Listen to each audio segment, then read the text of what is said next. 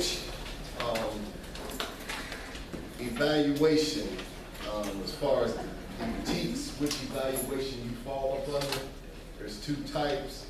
You've got a flexible process, which is 2 observations, 1 walkthrough and 1 formative, well, and then a summative.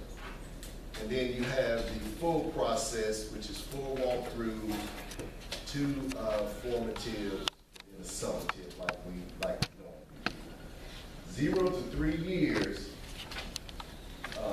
you fall under the full process, or if you're new, you fall under the full process. Anything over that, then you fall under the flexible process. Okay, so I have the sheets here. I have flexible process. I have full process. So if you're new, 0 to 3 years, get a full process sheet. If you've been here, then get a flexible one. And what I need you to do is just sign and date it and turn it back in. Now you can as we finish, I'll put the flexibles over here. I'll put the full over here. If you're not sure, I have a sheet here. You can look at your name, and it'll tell you which one you fall under. You go ahead and sign it and leave it here, and that'll be the end of it. Then you don't have to worry about it. As far as dress code, we just want to address the young ladies and these skinny pants or skin tight pants or whatever. Ms. Ingram will be making an announcement. If you got them young ladies, now our full figure girls is a lot easier to see our full figure girls, but just because they're not full figure don't mean that they can wear those skinny skin tight pants. So if you go in there this morning and you have any young ladies with those skinny skin tight pants, go ahead and send them to the office. What we're going to do is we're going to warn them that uniform, they can no longer wear those pants. And we'll give them the rest of this week, and then after that, then we'll start enforcing it on them. You're talking all the way, that there's some that all the way down that's tight too. You talking about those as well? I'm just talking about the ones that the whole pair of pants is The same? is skin tight. Okay. If you're not sure, send them to the officers. They're going to make the determination. But you see them, you can't, they're so tight you can't pinch them. Yeah. That's a good indicator. You can't pinch them, and that's skin tight. And they just fit tight. Y'all know what I'm talking about. They fit tight around the leg. And we do have a tendency to, our full figure young ladies, we'll send them up, and then the little thinner girls, we'll kind of just let them go. But the dress code says no skin tight clothing. So it don't matter if they're full figured or they're thin, it's just no skin tight clothing. Okay?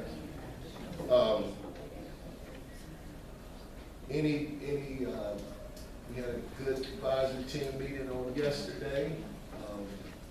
Again, remember, if you miss, Ms. Brantley will send out the link. You can watch it and then fill out the form. I think the link had a form with it. It will, and I'm a little behind. I'm playing catch up, okay. but I started yesterday, and the process just takes a little while. So I'll get them out to you as soon as I get them uploaded. That's okay. And just watch and make up and fill out the form and turn it in to Ms. Ingram. And we're on the honor system on that. So if you miss it, just watch it so you'll have the information and fill the form out and turn it in. It's a non-issue. It's on YouTube. You can even watch it at home if you want to. And it shouldn't take that long now that we're meeting in the mornings. It shouldn't take that long unless something come up and we have to meet in the afternoons. But for the most part, these will be the meetings. We'll just do it in the mornings. Unless something comes up and we need to do one in the afternoon. Any questions or concerns? The staff meetings, the second and fourth Tuesday of every month? Yes, sir. Okay. Yes. 7:45? Yes, o'clock? 7:50. 7:50? Yes, sir. We do advisory on Mondays, every second and fourth. Then we'll do faculty meetings on Tuesdays. every second and fourth after the advisory. We just flipped it. So the book is, we flip-flopped it. Okay. We'll start, the common planning is on Fridays, so we'll start that. And then the administrative briefings are on Mondays. We'll get to that starting next week. What are we looking for in those briefings? Basically, those briefings serve two purposes. Well, several purposes. Let me not say two, several purposes.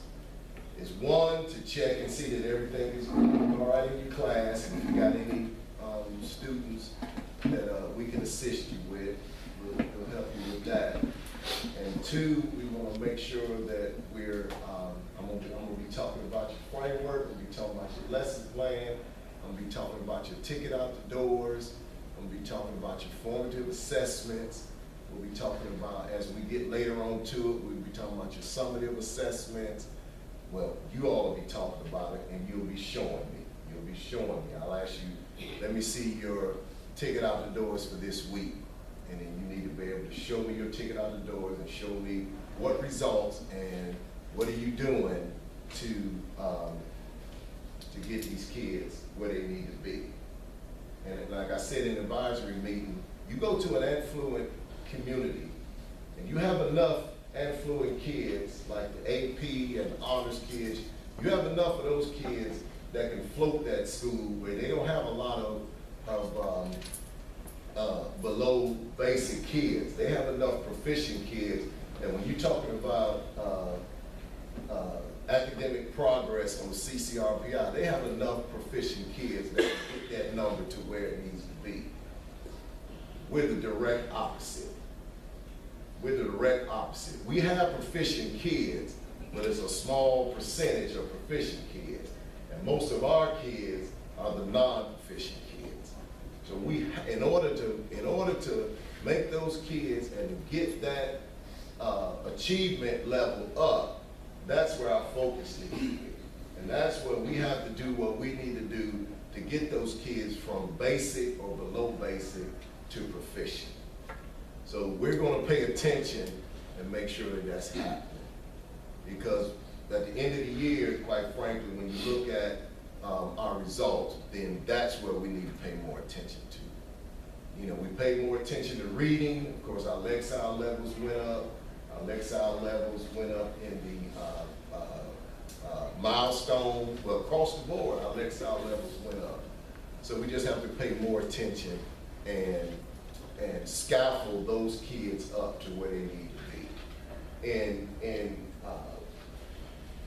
collaborative planning, you know, sometimes based on your kids, just keep in mind, sometimes based on your kids, you might, if you got somebody else and y'all collaboratively planning, and you might be able to stay with each other, but based on your kids, you may have to slow down.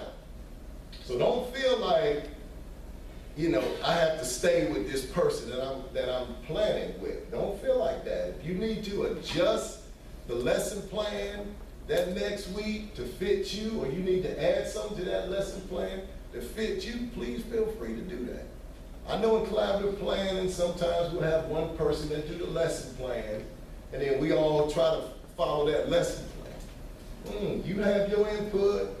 If your partner, if I'm teaching basket weaving 1, and Coach Blocker's teaching basket weaving 1, and he and I are collaboratively planning, and he's got a different type of kid than I have, then he, you know, as we plan for that next week, he may be a little bit ahead of me. So when I put in my planning, I'm gonna put in there what's gonna fit me and the pace that I need to go.